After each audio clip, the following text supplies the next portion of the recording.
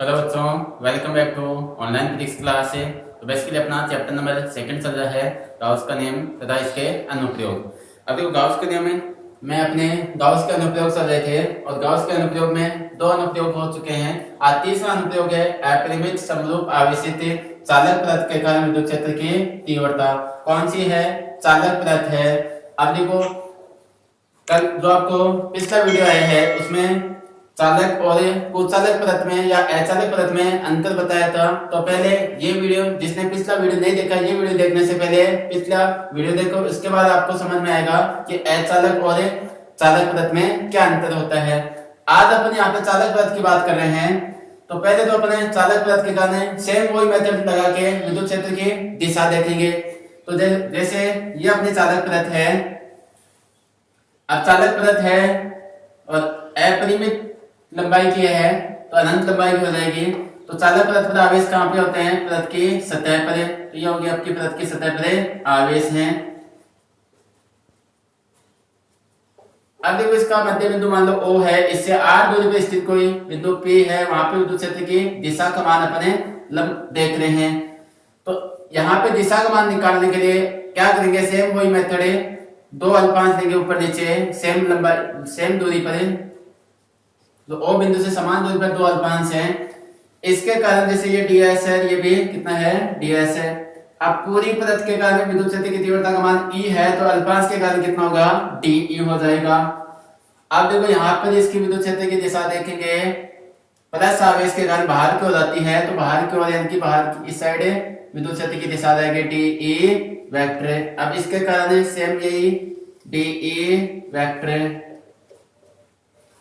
अब देखो यहाँ पर दो अलग अलग दिशाएं आ गई, तो इसकी एक निश्चित दिशा देखने के लिए अपन क्या करेंगे? इसको घटकों के रूप में विभक्त करेंगे। तो ये तो इसके ऊर्ध्वाधर घटक आएंगे, ये इसके क्षैतिज घटक आएंगे। इस लाइन पर आपके क्षैतिज घटक होंगे, इस पे ऊर्ध्वाधर घटक हो जाएंगे। अब मान लीजिए यहाँ पे अल्फा कौन है, तो ये भी कितना है? अल्फा ही होगा। ये भी कितना होगा? ये अल्फा है, तो ये भी कितना अल्फा, तो ये भी कितना अल्फा कौन ही होगा।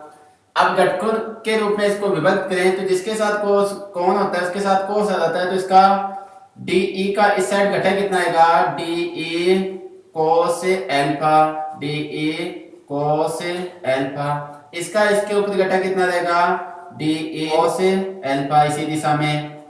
अब इसका इसके ऊपर ऊर्ध्वाधर घटक देखें तो ये कितना आएगा? D E sine alpha.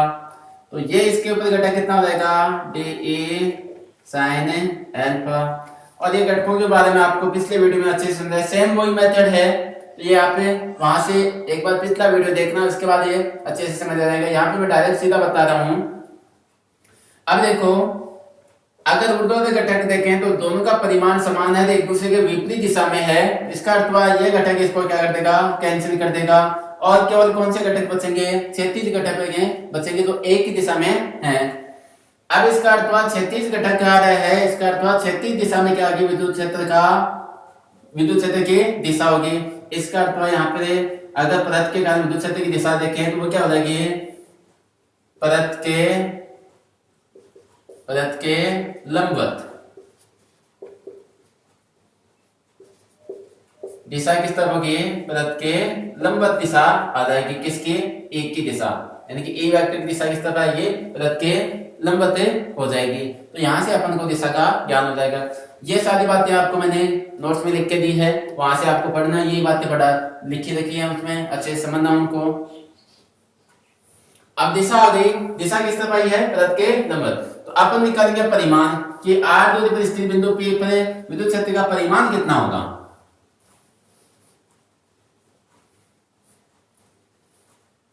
तो देखो परिमाण के लिए अपने क्या करेंगे? गाउस का अनुप्रयोग अप्लाई करेंगे, गाउस का नियम लगाएंगे। गाउस का नियम लगाने के लिए अपन क्या कर सकते हैं? पहले तो गाउसियन पृष्ठ की कल्पना करेंगे। तो गाउसियन पृष्ठ की कल्पना करने के लिए तो ये अपनी एक क्या है? चालक पदार्थ है, जिस पर आवेश कहाँ स्थित होंगे? चालक की सतह पर, या फिर पदार्थ की सतह पर बोल सकते हो आप।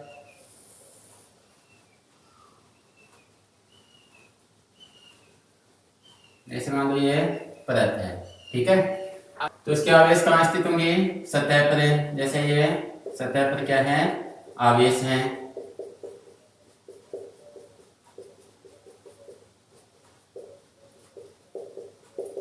परत के अंदर नहीं होंगे, परत के केवल सतह पर आवेश होंगे। अब देखो इससे O बिंदु से R दूरी पर स्थित किसी बिंदु P पर अपन को क्या निकालना है? विद्युत क्षेत्र का तीव्रता का मान निकालना है। तो अपन गाउस का अनुप्रयोग लगाएंगे। तो गाउस का नियम लगाने के लिए हमें क्या चाहिए? गाउसियन पृष्ठ चाहिए। तो एक यहाँ पे गाउसियन पृष्ठ की कल्पना करेंगे। आप देखो ये सेम वैसे ही जैसे अचालक पृष्ठ में माना था, तो एक बेलनाकार गाउसियन पृष्ठ ले लेंगे। तो यहाँ पे क्या मान लिया है?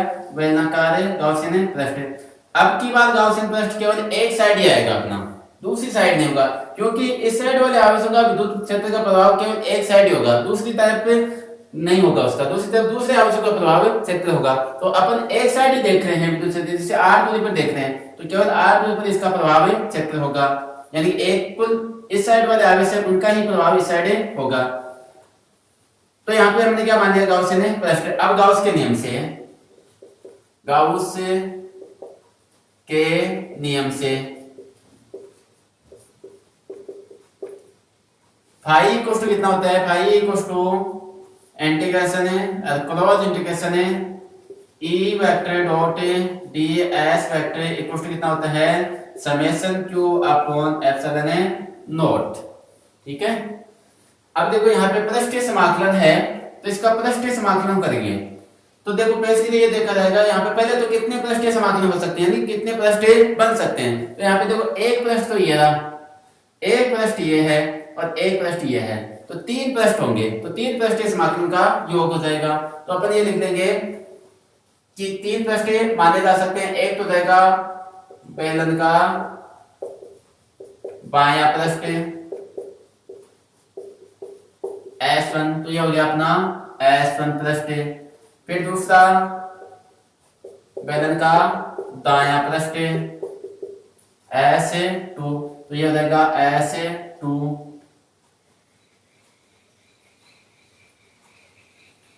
फिर है तीसरा वक्र पृष्ठ, वक्र पृष्ठ यानी कि ये वाला, तो ये हो गया S3।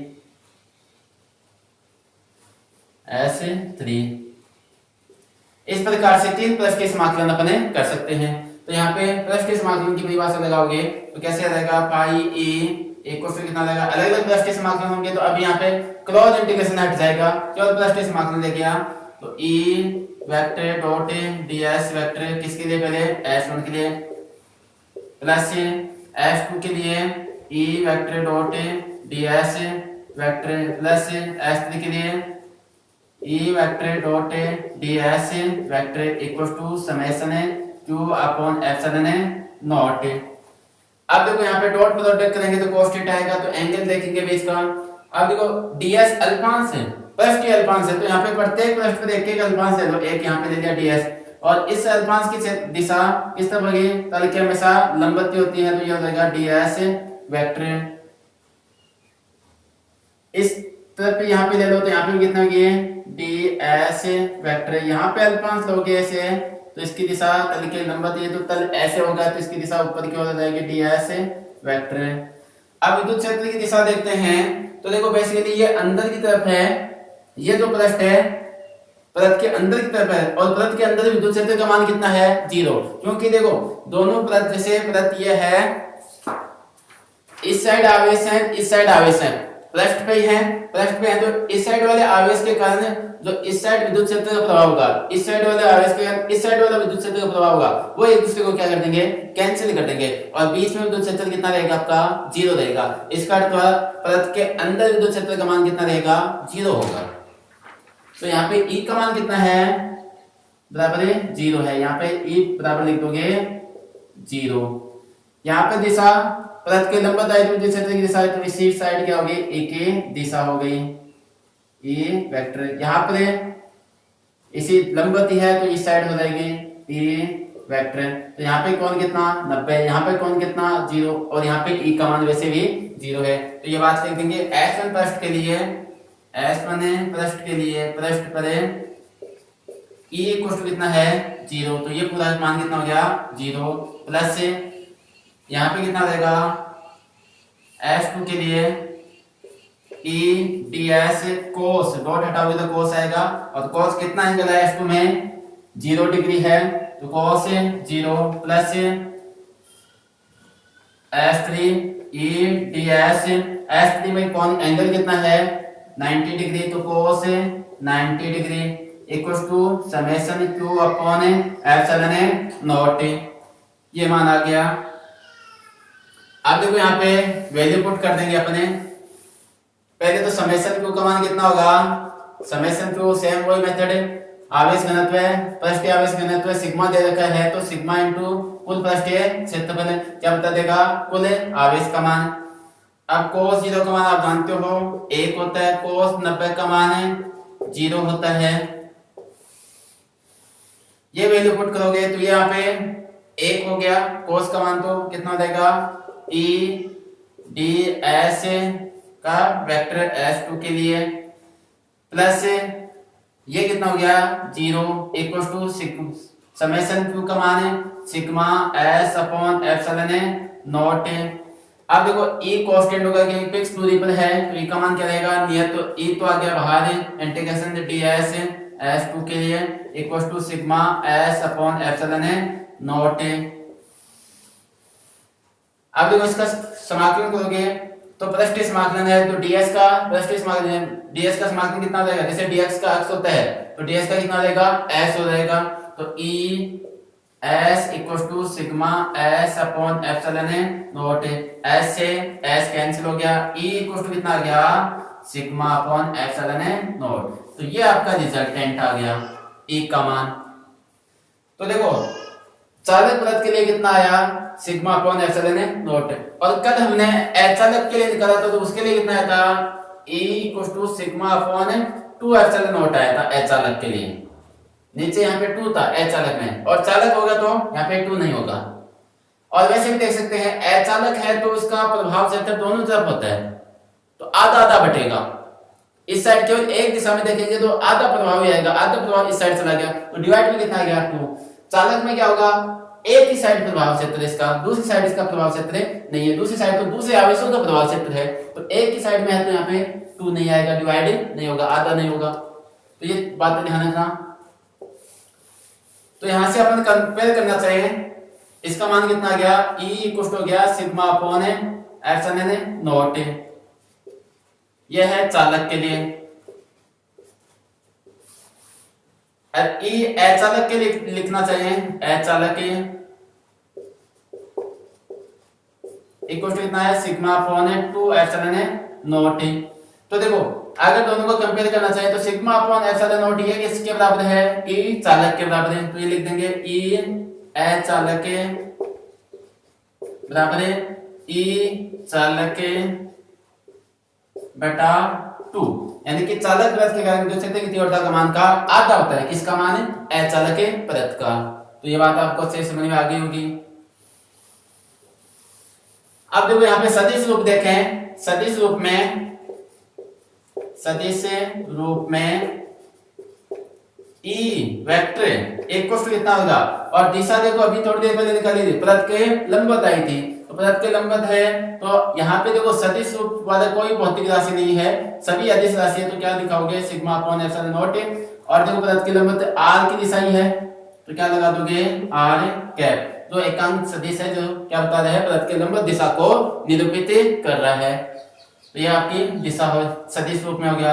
अब निर्भरता देखें तो E समानुपाती, देखो एप्सिलॉन नॉट तो कांस्टेंट है, कांस्टेंट हटाओगे तो यहाँ पे क्या रहेगा समानुपाती और किसके सिग्मा के, और R के समानुपाती या R के ऊपर निर्भर कर रहा है क्या, यहाँ पे R की भौतिक राशि नहीं है, इसका अर्थ R पर निर्भर नहीं कर रहा, तो E समानुपाती R की पावर 0 आप लिख सकते हो, या फिर सीधा लिख दो कि R पर निर्भर नहीं कर रहा है। अब ग्राफ में निरूपण देखोगे तो सेम पीछे वाले आए थे वैसे आ जाएंगे जैसे पिछले टॉपिक में थे, समानुपाती है तो स्ट्रेट लाइन आ जाएगी, सरलरेखीय ग्राफ आ जाएगा, निर्भरता नहीं है तो एक क्षैतिज लाइन मिल जाएगी आपको,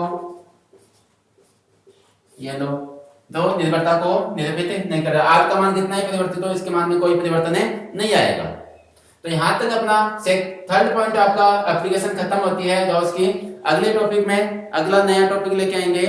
तो आज के लिए इतना ही। थैंक यू, धन्यवाद, जय हिंद, जय भारत।